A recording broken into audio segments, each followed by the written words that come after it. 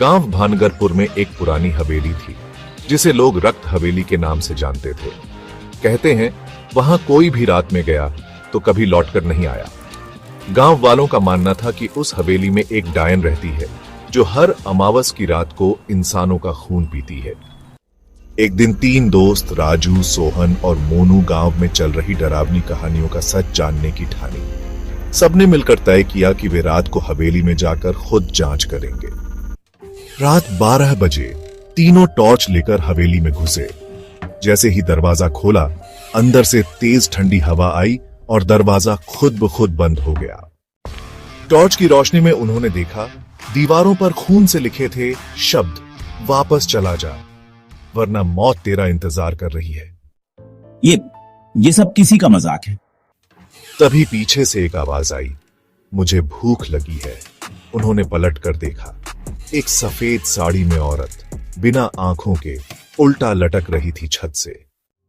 वो भूत! और तभी उसकी टॉर्च बंद हो गई। अंधेरा और सन्नाटा।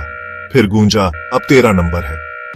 सोहन चीखते हुए भागा, लेकिन हवेली के फर्श ने उसे खींचकर अंदर निगल लिया। अब बचे 2 राजू और मोनू। वे भागने लगे पर हर रास्ता बंद। अचानक हवेली की दीवारें खून से लाल होने लगी। चारों ओर से हंसी की आवाजें आने लगी। तुमने मुझे क्यों जगाया? अब कोई नहीं बचेगा। मोनू का सिर अपने आप मुड़ गया और उसकी आंखों से खून टपकने लगा।